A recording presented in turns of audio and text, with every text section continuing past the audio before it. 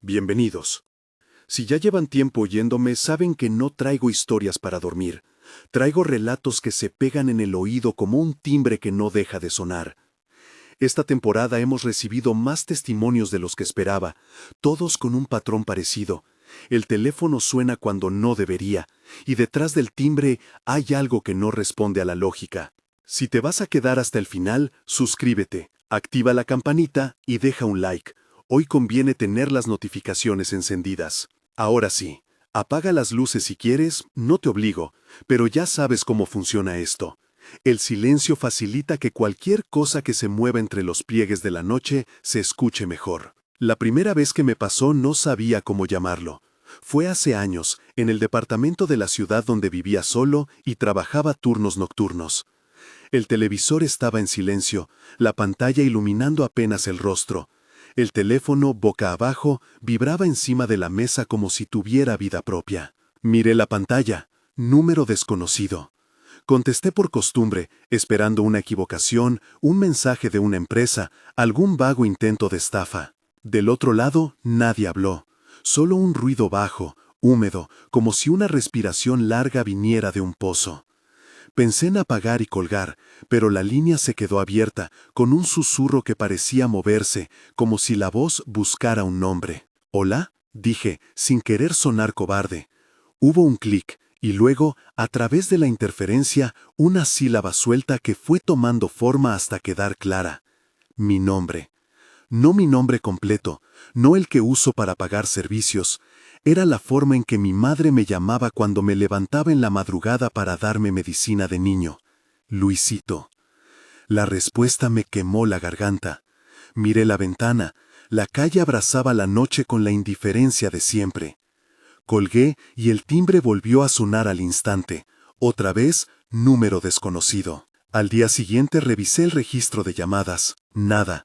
Como si la noche se hubiera tragado el número, como si lo hubiese marcado y luego borrado. Le conté a una compañera de trabajo y se rió. Me dijo que eran bromas de jóvenes. Decidí no hablar más del tema hasta que una semana después el teléfono volvió a sonar, exactamente a la misma hora. Y dije en voz alta, si es una broma, ahora mismo salgo y te doy un susto. Del otro lado se escuchó, con la claridad de una campana, la risa que mi abuela guardaba en el fondo de la garganta, una risa que yo no había oído en 25 años. Se mezcló con un sonido que no supe clasificar, como hojas arrastradas por un viento que no corría. Apagué la luz, me puse audífonos con música a volumen alto y aún así, ahí estaba, la sensación de que alguien estaba mirando mi silueta desde el pasillo. Mi amiga Laura, que vive en Tepic, me mandó una nota de voz después de la segunda llamada, temblando. «No te rías, me pasó lo mismo», dijo. Me contó que su hija, de 5 años, soñó con un hombre que llamaba desde un teléfono rojo. Al día siguiente, su celular tenía 10 llamadas perdidas de un número anónimo, y entre ellas un audio con una canción de cuna que su abuela solía cantar, una canción que nadie más en la casa recordaba. Laura llevó el teléfono a la línea de atención de su compañía telefónica. Le dijeron que no había registro de origen. «Es como si el número apareciera y desapareciera dentro de la misma llamada», me escribió. «Como si alguien estuviera atravesando algo y en el proceso tomara prestada mi memoria». No todos los relatos empiezan con una voz conocida. Mi vecino Carlos, un tipo práctico, me llamó una madrugada después de que su esposa volvió a despertarse convulsionando. Cuando llegó a la sala, su teléfono estaba sobre la mesa y en la pantalla aparecía la palabra miedo, tipiada en mayúsculas, sin que nadie la hubiera escrito. La habitación estaba fría, la sensación de humedad pegada a la piel. Se prendía y apagaba sola, me dijo, y cada vez que lo miraba había más letras, como si alguien estuviera escribiendo desde dentro de la línea. En el registro del teléfono no había mensajes, solo capturas de pantalla que su esposa, en estado de nervios, había hecho antes de perder la memoria de lo que estaba viendo. La policía llegó y tomó nota, no encontraron hackers ni intrusos. Como consuelo, un sacerdote vino a bendecir la casa. La familia durmió mejor durante unos días, hasta que el teléfono marcó 2 números al mismo tiempo, y la luz del pasillo parpadeó en sincronía con la vibración del aparato. Mi amigo Martín contó algo distinto y su historia me heló. Él trabaja como conductor de camiones de reparto y pasa noches enteras en carretera. Una madrugada, en la carretera que conecta dos municipios, su celular empezó a sonar con repetición insistente. Contestó y escuchó una voz de niño recitando una dirección precisa, la de un accidente que a primera vista no existía ahí, en ese kilómetro. Martín pensó que era una broma, pero en el siguiente pueblo se enteró de que justo a esa hora una familia había tenido un choque en la carretera que él apenas había pasado una hora antes. La coincidencia fue demasiado grande. La voz del niño describió el olor a gasolina, la espuma en la boca de alguien y una frase que Martín reconoció porque se la dijo su sobrina cuando era pequeña. No me dejes. Cuando regresó al lugar del accidente, horas después de que los servicios de emergencia se hubieran ido, encontró en el arcén una pequeña línea de teléfono desechable, sin número legible, cubierta por tierra y hojas. Nunca supo a quién pertenecía. Lo que sí supo fue que desde entonces su radio del camión recogía interferencias que sonaban como murmullos y que una vez, en medio de esas interferencias, alguien pronunció su apellido como si lo conociera de toda la vida. A veces el teléfono no suena para dar órdenes, sino para preguntar por cosas imposibles. María, una vecina que trabaja en una funeraria, me contó que recibió una llamada de su hijo desde su propia línea apenas una semana después de que él hubiera muerto en un accidente doméstico. Sonó su teléfono en la morgue, me dijo con la voz baja. Ella contestó con manos que no le respondían y del otro lado exactamente su voz, como una grabación que respeta las pausas y todo el repertorio de sus manías verbales, dijo: «¿Mamá? ¿Estás sola?». No fue un mensaje pregrabado ni un montaje. La compañía telefónica le mostró el registro, llamada saliente desde el número de su hijo hacia su propio teléfono, con duración de 0 segundos. Los técnicos no supieron explicar el origen. María aseguró que no volvería a usar ese equipo. Lo guardó dentro de una caja y pidió que lo enterraran con su hijo, convencida de que el aparato había sido el puente. Lo curioso es que la noche anterior al entierro, el teléfono de la funeraria sonó y nadie contestó. En el altavoz quedó el sonido limpio de una canción que el hijo le tarareaba cuando llegaba a casa, una nana vieja que había aprendido de su abuela. La funeraria comenzó a recibir flores sin remitente. Hay relatos que parecen obras de mala ficción, pero la verosimilitud se sostiene en los detalles pequeños que la gente no inventa. La mantequilla quemada en un tostador, el olor a humedad que no se va, el roce de una sábana por el pie de la cama. Una vecina me contó que su teléfono recibió una foto. La imagen mostraba la sala de su casa desde un ángulo que nadie en la vivienda había tomado. En el centro del cuadro, entre la penumbra, una sombra se inclinaba sobre el sofá, como si estuviera mirando hacia la cámara. Cuando ella abrió la foto en la madrugada, el perro comenzó a gruñir y a rascar la puerta con una fuerza que parecía intentar salir. La imagen no tenía metadatos, no había hora ni ubicación. Un experto en fotografía que le ayudó dijo que la imagen parecía tomada con un lente de baja fidelidad y que había algo en los bordes que daba la sensación de que la figura no ocupaba espacio físico, que su presencia era más una dislocación de luz que de materia. Los teléfonos también sirven para acosar. Un hombre llamado Diego me pidió que no usara su apellido. Durante meses recibió llamadas en las que alguien imitando la voz de su esposa le relataba pequeñas verdades domésticas que solo ellos sabían: el color con que pintaron la habitación, la fecha exacta de su boda, el nombre del primer perro. Al principio pensó en hackers o en una venganza personal. Cuando cambió de número, las llamadas siguieron llegando a su línea nueva, siempre desde número desconocido.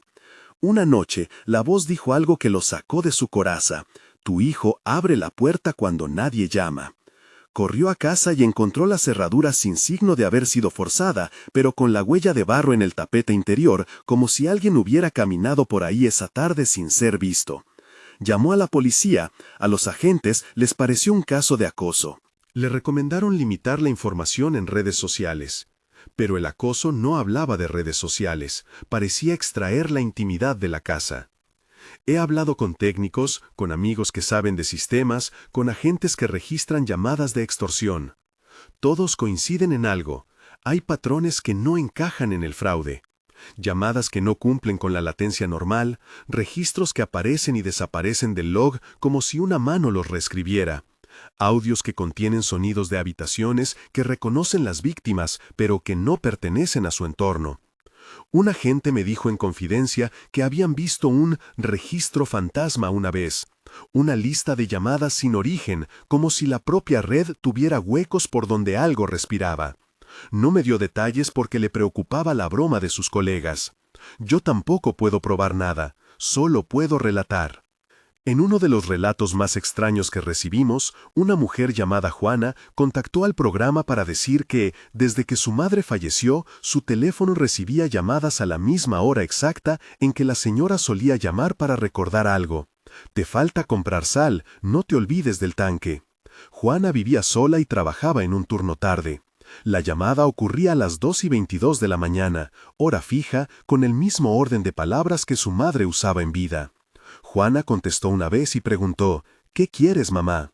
Del otro lado, un silencio tan pesado que el teléfono vibró más fuerte que nunca. Cuando habló, la voz de la mujer no fue la de su madre, sino un eco que decía la frase que Juana odiaba, «Te falta comprar sal». Juana reaccionó con llanto y tiró el teléfono dentro del lavabo, esperando que el agua rompiera esa cadena. Al sacar el aparato, la pantalla mostraba una notificación de llamada perdida de número desconocido. A la mañana siguiente en la nevera había un paquete de sal nuevo, sin etiqueta, colocado como si alguien hubiera entrado en la casa y dejado eso en señal de despedida o de burla. No había cámaras, nadie registrado entrando. Hay quienes optan por la prevención. Una vecina que se llama Eva decidió bloquear todo número anónimo y cambiar su chip cada 6 meses. Me contó que en una ocasión, después de poner 1000 filtros y programas de bloqueo, su teléfono comenzó a recibir mensajes cortos, una serie de emojis que representaban una casa, un reloj y una llave. Fue a la policía y les mostró los mensajes. El agente, con gesto de aburrimiento, le dijo que bloqueara y no contara más. Ella, en su desesperación, llevó el teléfono a una curandera que conoce en su barrio, y la mujer, sin tocarlo, dijo, «Este teléfono está cargado con memoria». La curandera habló de cadenas de llamadas que vienen de pasado y de voces que son imanes para quien las escucha. Les pidió a Eva y a su familia que prendieran velas, que dijeran el nombre de sus ancestros en voz alta y que cortaran la luz por unos minutos a las 2:22. Lo curioso fue que la noche que hicieron el ritual, el teléfono sonó una última vez y al contestar se oyó un susurro que dijo, «Ya me fui». Desde entonces, Eva duerme sin audífonos y su perro ya no se despierta inquieto. ¿Realmente se fue algo? Ella no lo asegura. Dice que al igual que nosotros, prefiere creer lo que le conviene. No todos optan por lo ritual. Un joven llamado Rodrigo, estudiante de informática, intentó enfrentar lo que escuchaba desde la lógica. Grabó las llamadas, las subió a foros técnicos y pidió análisis de audio. Algunos encontraron patrones de frecuencia inusuales. Otros señalaron que había una modulación que no coincidía con la voz humana, un tartamudeo que parecía concatenar sonidos de ambientes distintos, como si alguien juntara fragmentos de radios antiguas, respiraciones y voces guardadas en clips. Uno de los analistas le devolvió el archivo con la nota. Se parece a un collage, no a una transmisión. Hay huellas de piezas de audio viejas, una canción de cuna, una llamada de los años 80 y lo que podría ser la respiración de una persona en una sala. Rodrigo, escéptico por naturaleza, dejó de subir cosas. Dijo que algo en los audios lo miraba y que a veces, en medio de la interferencia, escuchaba una voz que imitaba a su madre, a su profesor, a su primera pareja. «Es como si alguien hubiera aprendido a tocar mis recuerdos», me dijo. Desde entonces cambió su chip y puso su teléfono en modo avión por la noche. Si ustedes me preguntan qué piensa la ciencia de esto, les diré que siempre hay una explicación posible. Fallas de la red, bromas elaboradas, errores humanos y también la mente que rellena huecos cuando la inquietud la invita a buscar patrones. Pero la colección que nos ha llegado tiene coherencia propia, coincidencias imposibles, ritmos horarios que se repiten, intervenciones que afectaron a personas que no se conocían entre sí. Y entonces queda la sensación de que algo, si es que algo hay, utiliza un instrumento muy concreto, el aparato que llevamos en el bolsillo y que creemos que nos conecta únicamente con otras personas. En mi caso, tras meses de llamadas, decidí probar un experimento tonto. Dejé el celular en la mesa del comedor con la pantalla hacia arriba y me fui a dormir en la habitación de al lado. Puse una grabadora vieja en el suelo junto al aparato y me obligué a no levantarme ante ningún timbre. A la 1:22 de la madrugada, la alarma de la grabadora me despertó. Había quedado encendida y registró una serie de sonidos que no escuché en vigilia. Un rasgueo como de uñas en la madera de la mesa, un susurro que no era voz humana, pero traía la cadencia de mi nombre, y después, como conclusión, una respiración que parecía venir dentro del teléfono. Al revisar el audio con luz del día, noté una cosa. Justo antes de la respiración hay un leve chasquido que coincide con la vibración del aparato, como si algo hubiera tocado físicamente el teléfono. Miré la mesa. Marcas apenas visibles en la luna de madera. 3 arañazos que no estaban allí la noche anterior. Los recogí con cuidado y los metí en un cajón. No los dije en el trabajo porque suena a delirio. Hoy los guardo en una caja con la etiqueta «No abrir».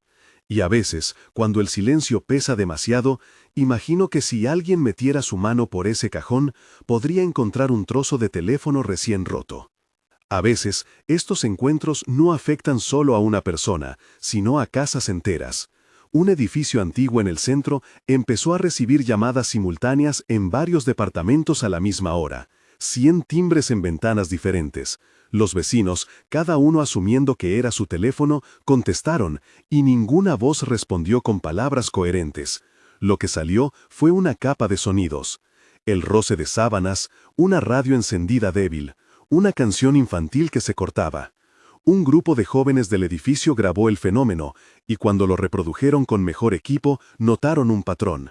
El sonido contenía la palabra «bájate», repetida en distintos tonos, como si alguien pidiera que dejara de subir, que volviera al suelo. Nadie supo a qué se refería.